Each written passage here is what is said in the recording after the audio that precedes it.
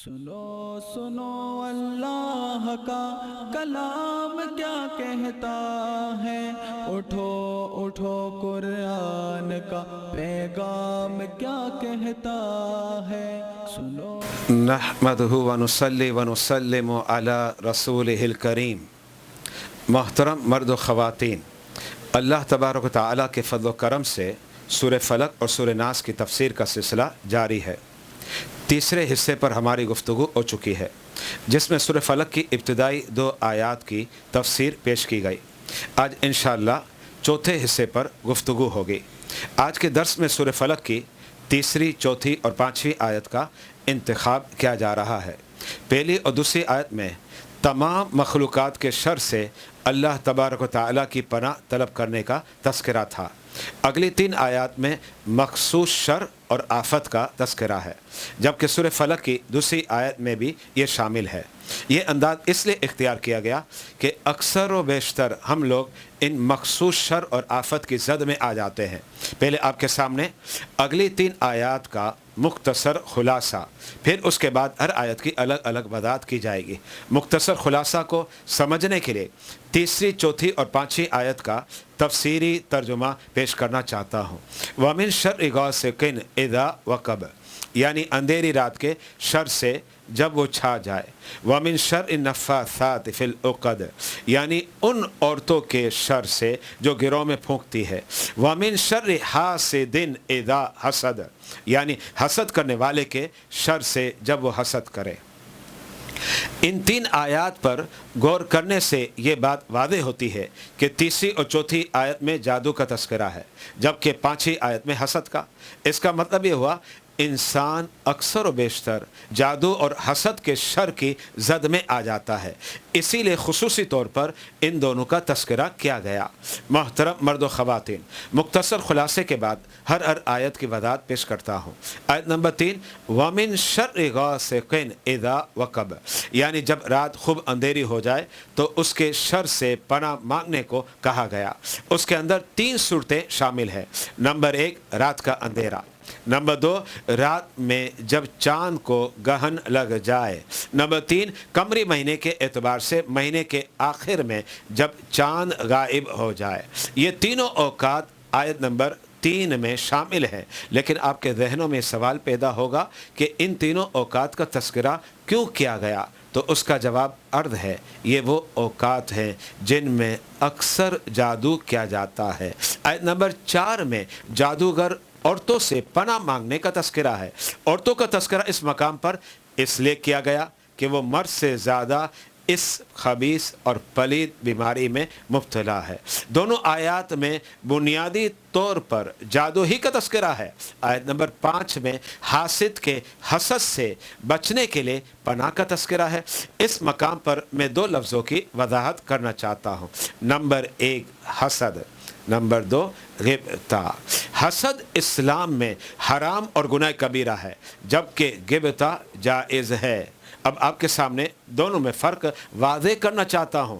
حسد کا مطلب یہ ہے کسی شخص کو اللہ نے جو نعمت یا فضیلت یا خوبی عطا کی ہو، جیسے حسن، دولت، علم، اثر و رسوخ وغیرہ، اس پر کوئی دوسرا شخص جلے اور یہ چاہے کہ وہ اس سے سلب ہو کر مجھے مل جائے، یا کم از کم یہ چاہے اس سے چھن جائے۔ اس دلی چاہت کو حسد کہا جاتا ہے، اور آج اس بیماری میں ہر کوئی مبتلا نظر آتا ہے۔ جب ہم کسی کی دولت اور حسن کو دیکھتے ہیں تو دل کے اندر یہ جلن محسوس ہوتی ہے، یہ حسن و دولت اس کو کیوں ملا؟ نہیں ملنا چاہیے۔ یاد رہے کہ یہ حسد ہی کی آگ ہے جو ہمیں تباہ و برباد کر رہی ہے۔ اس مقام پر آپ کے سامنے ایک حدیث مبارکہ سنانا چاہتا ہوں۔ رحمت عالم علیہ السلام نے ارشاد فرمایا، حسد سے بچو، وہ نیکیوں کو اس طرح کھا جاتا ہے جس طرح آگ خشک لکڑیوں کو کھا جاتی ہے۔ حسد کی آگ ہی کی وجہ سے ابلیس لعین بارگاہ الہی سے مردود ہوا۔ یہ وہی حسد کی آگ تو تھی جس نے اسے تباہ و برباد کر دیا۔ اس کے ذہن میں تھا کہ سجدے کا حقدار تو میں ہوں، نہ کہ سیدنا آدم علیہ السلام، معاذ اللہ۔ اسی طرح زمین پر سب سے پہلا قتل حسد ہی کی وجہ سے ہوا۔ کیا آپ نے نہیں سنا قابل نے حابل کو کیوں قتل کیا؟ وہ حسد ہی کی آگ تھی کہ خوبصورت لڑکی حابل کے حصے میں کیوں آ رہی ہے؟ اگر حابل کو قتل کر دو نا تو اس کے حصے میں آنے والی لڑکی میرے حصے میں آ جائے گی۔ قابل ہی وہ شخص ہے جس نے زمین پر سب سے پہلے قتل کو ایجاد کیا۔ یہ یاد رہے، جب کوئی شخص برائی کو ایجاد کرتا ہے تو ایجاد کرنے والے کو برائی کا گناہ ملتا ہے، اور جب تک لوگ اس برائی کو اختیار کرتے رہیں گے ان تمام کا وبال بھی ایجاد کرنے والے کے سر پر ڈالا جائے گا۔ قیامت تک جو قتل ہوتے رہیں گے، ہر قتل کے جرم میں قابل کو بھی شریک قرار دیا جائے گا۔ یہ بھی یاد رہے، حسد دل کی بری صفت ہے۔ جب تک دل ہی میں رہے تو یہ حسد اور گناہ کبیرہ ہے، لیکن جب یہ آگ مزید بھڑک جاتی ہے تو حاسد اس کے خلاف عملی طور پر رکاوٹیں ڈالنا اور مصیبتوں میں مبتلا کرنے کی بھرپور کوشش کرتا ہے۔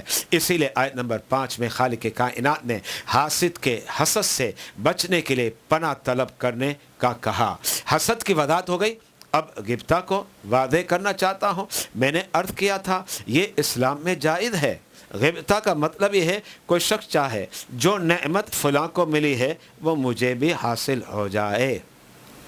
محترم مرد و خواتین، غبطہ صرف جائز ہی نہیں بلکہ بعض مقامات پر قابل تعریف و توصیف بھی ہے۔ جیسے کسی کے پاس دولت ہے اور کثرت سے رائے خدا میں خرچ کرتا ہے، اسے دیکھ کر یہ خواہش و تمنا کرنا کہ کاش میرے پاس دولت ہوتی، میں بھی کثرت سے رائے خدا میں خرچ کرتا۔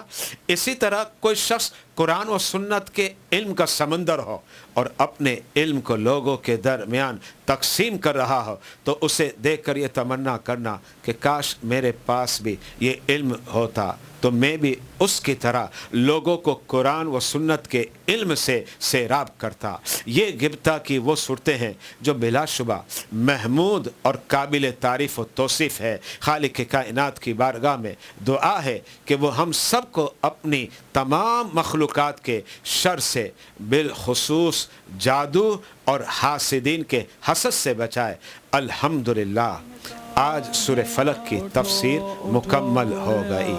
اس سلسلے کو آپ حضرات دیکھ سکیں گے ہمارے یوٹیوب چینل وسیم ضیائی اور ہمارے فیس بک پیج مرکز العلوم پر، اور مزید اسلامی معلومات اور دینی کتابوں کے لیے وزٹ کریں ہماری آفیشیل ویب سائٹ www.wasimziai.com۔